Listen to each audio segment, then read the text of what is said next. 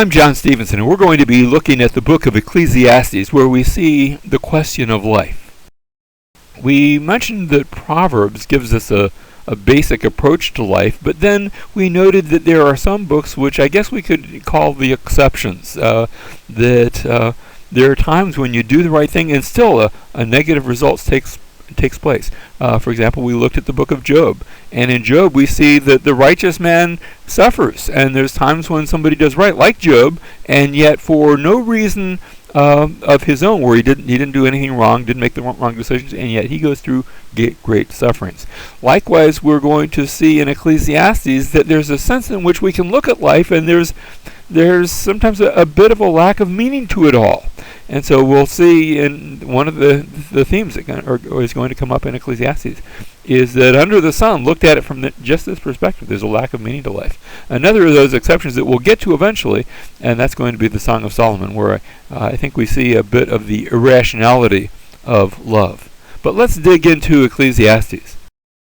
Now, we ought to mention that this is part of what's known as the Megillot, that means the scrolls, these 5 scrolls, these 5 shorter books of the Old Testament that were used for special feast days. For example, the Song of Solomon was to be taken out and read at the time of Passover.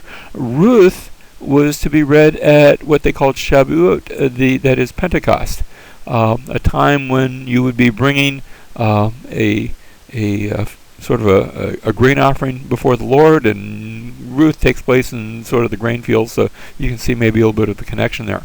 Lamentations commemorated the fall of Jerusalem, and so it's appropriate that they would be reading the book of Lamentations at that time. Esther, likewise, we saw that Esther has the corresponding feast of Purim, which commemorates the events that are in the book of Esther. But when we get to Ecclesiastes, we see that was written at a time, it was read at a time, they would take it out and read it at the feast of Sukkot, or as we say, Tabernacles. This feast that commemorated the time when Israel was without a land, when the people weren't in the land, and instead of living in homes and in cities and in the land, they lived in tents. And so for that week, they would move out of their houses, and they still do among many Jewish people. They'll build maybe a booth or a tent in the backyard, or maybe they'll all go camping, and for a week they live in tents. And this is the idea where they are remembering a time when Israel did not have a land of its own, when they did not have homes of their own, when they were a nomadic people living in tents. And the book of Ecclesiastes really doesn't talk too much about tents, but it talks about how this entire life is temporary. There's a sense in which we live in tents, and we are living in this between time, this temporary time. And that's going to be one of the big ideas of Ecclesiastes. Now, the book itself is organized into 5 sections. I'm going to describe it as 5 sermons because the writer describes himself as the preacher. And he's going to start that in chapter 1. He starts off in chapter 1, verse 1, the words of the preacher, the son of David, king in Jerusalem. And then we read what I think is the theme verse, vanity of vanities, says the preacher, vanity of vanities, all is vanity. We could translate that to say emptiness of emptinesses. And so we have a bit of a prologue in the first 11 verses where he takes us through some of the themes, but then he starts off in chapter 1, verse 12, I, the preacher, have been king over Jerusalem, and yet I set my mind to seek and to explore by wisdom concerning all that's been done. And so in this first sermon, we're going to see this emptiness idea, this vanity idea, in which we see that all of life is emptiness. But, and there's a big but here, because throughout this first sermon, he, the preacher, he seeks to explore the wisdom of life, and he explores by wisdom in verse 13. You get down to chapter 2, verse 1. He said, I said to myself, come now, I will test you with pleasure. He tries out pleasure. How's that doing? Chapter 12, or 2, verse 12. He says, so I turned to consider wisdom, madness, and folly. And I looked at all of these things, and at the end of the day, it was all a bit empty. But he concludes at the end that man ought to enjoy goodness because it is from God.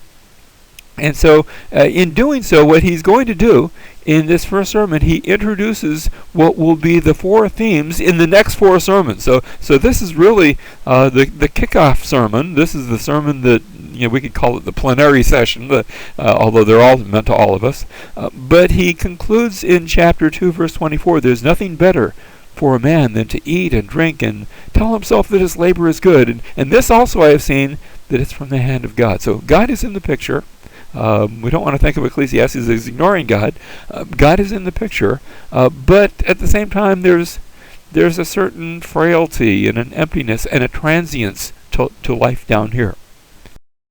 We come to the second sermon, and the second sermon teaches us that there is profit in seeing God as the giver of all of the seasons of life. In fact, the sermon starts off, chapter 3, verse 1, there's an appointed time for everything, and there's a time for every event under heaven, and then some of those events are mentioned, a time to give birth, and a time to die, a time to plant, and a time to uproot what's planted, a time to kill, and a time to heal. And it goes on. It gets to verse 11, and in conclusion, he says, God has made everything appropriate in its time. Notice that he has, but God's the one who's done that. God's referenced in the previous verse. He has made everything appropriate in its time. He has also set eternity in their heart, yet so that man will not find out the work which God has done from the beginning even to the end. So we look at life and it's bigger than we are. And there's profit in realizing God has given us all of that. And yet at the same time there is a corresponding monotony of life, where everything goes to the same place. Verse 17, I said to myself, God will judge both the righteous and the wicked man, for a time for every matter, for every deed that's there. You get down to verse 20, all go to the same place, all came from dust, and all return to dust, and there's even a who knows clause, chapter 3, verse 21, who knows that the breath, or actually the spirit, we could translate that, spirit or breath of man ascends upward, and the spirit or breath of the beast descends downward. You look at a man and he dies, and you look at an animal and he dies, and from the outside looking in, you really can't tell the difference. And remember that this is written at a time when the teachings that we have in later on in the Old Testament and in the New Testament about life after death, those hadn't been given yet. And so we have limited revelation at this point. We don't have the whole story. Now there's going to be hints of that at the end of the book of Ecclesiastes, a hint that there's this life, and then there's the judgment. There's more to come. But what that comprises had not yet been revealed. Now, here's the big ideas here in the second sermon. Life is a gift from God, and to everything there is a season. And this is a call to live purposefully. In other words, because there are certain seasons of life, I have to be aware of that and live accordingly.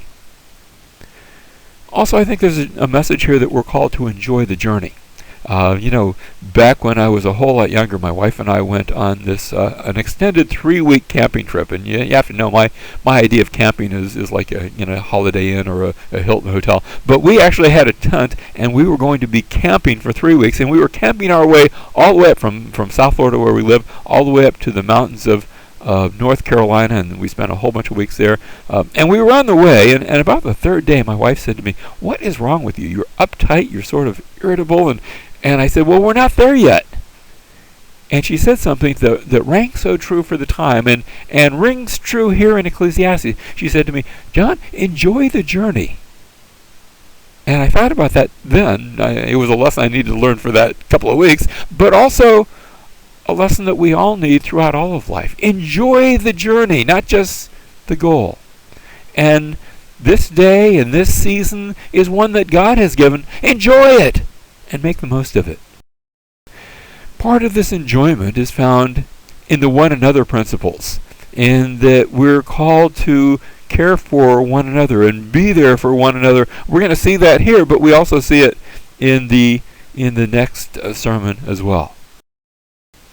Now the next sermon is going to tell us, instead of being fearful, enjoy life while it lasts, because this life is a gift from God. And part of that one another section of that life is seen in chapter 4, verse 9, where the writer says, two are better than one because they have a good return for their labor. And if either of them falls, the one will lift up the other. But woe to the one who falls when there's not another to lift him up. Furthermore, if two lie down together, they keep warm. But how can they be warm alone? And if one overpowers him who's alone, two can resist. And then if two is good, how much better is three? A cord of 3 strands is not quickly torn apart. So enjoy life because it is God's gift. And the one another part of God's life that he's given is a part of that as well.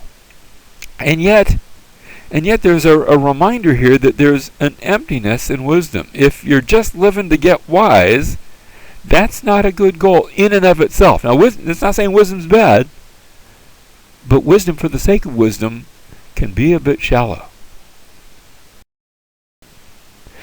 The fourth sermon, this is chapter 6 through 9, we see that man sees life as a struggle, but God gave life to be enjoyed. There is a certain struggling in life, and at this point we actually have a series of those, two-line proverbs that we're so familiar with from the book of Proverbs.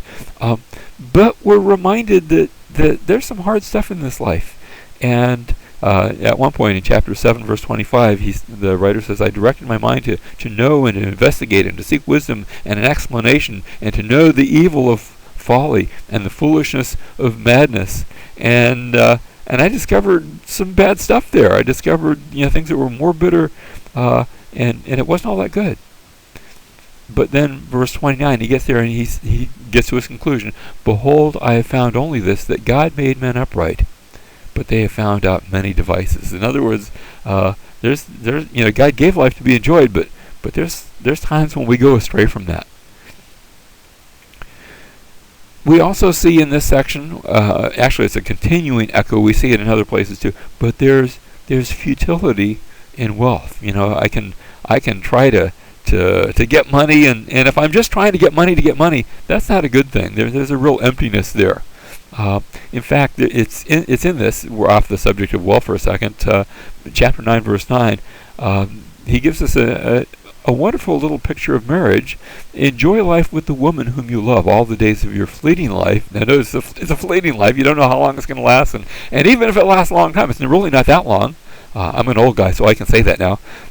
But enjoy life with the woman whom you love all the days of your fleeting life, which he has given you under the sun. For this is your reward in life, and in your toil in which you've labored under the sun. Verse 10, whatever your hand finds to do it with all your might. Take big bites out of life. If you're going to live for God, live for God all the way. And that's a good thing. We get to the last sermon, chapters 10 through 12. And here we see, because of the emptiness of this life, man ought to fear the Lord and follow his word. There's an emptiness to life without that, but if that is included, and that's the fundamental part of my life, then what was empty can have some fullness to it. At the same time, recognize there is a certainty of death, and that's where my last chapter 12, is really taking me. Let's look at that in a little bit more detail. Ecclesiastes chapter 12, we're going to start in verse 1. Remember also your Creator in the days of your youth. Now that's not saying you forget him in your old age, but start remembering him when you're young, before the evil days come and the years draw nigh where you say, I have no delight in them. Before the sun and the light and the moon and the stars are darkened and the clouds return after the rain. In other words, before all that bad stuff takes place, remember the Lord. In the day that the watchmen of the house tremble. Now I want you to see the visual imagery here, and some of us that are on in years can identify with this maybe a bit better, where the watchmen of the house tremble and the mighty men stoop. You ever notice somebody who's older, their posture starts to get a little stooped over, and the grinding ones stand idle because they are few. It's the imagery of a house, but we're describing as the human body. The grinding ones, remember, they didn't have false teeth or bridge work or things like that. That's your teeth. And there aren't so many of them as you get older. And those who look through windows grow dim. Now I'm at this stage in life where I'm having to wear glasses. I actually was at my eye doctor recently, and I said, I think everything's getting a little fuzzier. And he says, well, your glasses are great. They're exactly what they need to be. It's just that you're older, and now you need them all the time. You used to get by just using them for maybe reading or maybe when you're driving, but now you're having to put them on all the time, and you're not used to that. And likewise here, those who look through windows grow dim. Verse 4, and the doors on the street are shut as the sound of the grinding mill is low, and one will arise at the sound of the bird, and all the daughters of song will sing softly. That is, my hearing isn't what it used to be, and yet you'd think if my hearing isn't good, then I'm going to be sleeping soundly through the night. But as you get older, your sleeping habits tend to get a little bit more erratic as well. And things just get tougher. Verse 5, furthermore, men are afraid of a high place and of terrors on the road. You know, when I was younger, I was a career firefighter. I did, from firefighting to lieutenant to captain to battalion chief, and that was a very active life. And I did some crazy things, running into buildings where the cockroaches were running out of, burning buildings and things like that. And I wouldn't try to do that nowadays. I'm a lot older, and I don't bounce like I used to. And notice terrors on the road and the almond tree blossoms. Notice I put here a picture of an almond tree. When it blossoms, it goes from green to all of a sudden the whole tree turns white. And as we get older, our hair starts to lose whatever color it had before, unless I'm artificially dyeing it or something like that, and all that gray hair, and eventually that gray hair is replaced by white hair if I've still got hair at all. And the almond tree blossoms, and the grasshopper drags himself along. I don't walk with the same kind of bounce I used to have, and then we read the caperberry is ineffective. I'm going to be a little blunt here. The way we would translate this in early 21st century language is we would say maybe Viagra doesn't work, and by the time this is heard, maybe they're not going to be using that sort of thing. But in other words, the sexual stimuli just isn't there anymore. For man goes to his eternal home while mourners go about in the street. That is, at the end of the day, everyone dies. Remember him, and that was the idea we started off this. In other words, and so this is continuing that same idea. Remember him before the silver cord is broken, and the golden bowl is crushed, and the pitcher by the well is shattered, and the wheel at the cistern is crushed. In other words, before whatever connects me to life is disconnected. And then when that takes place, verse 7, then the dust will return to the earth as it was. This body is just going to turn to dust. It's going to decay no matter what I do with it. And the spirit will return to God who gave it. Remember God while you can, while you're here. Make this life count. Remember the Lord, because frankly you aren't getting any younger. Every day that passes is a day that cannot be retrieved. Remember the Lord, because God has designed you to be empty without him. At the conclusion of the entire matter, the writer says, vanity of vanities. This is chapter 12, verse 8. Says the preacher, all is vanity, all is empty. And without God, there's a great emptiness there. Now is the time to prepare for eternity. In fact, we get down to the last two verses of this book.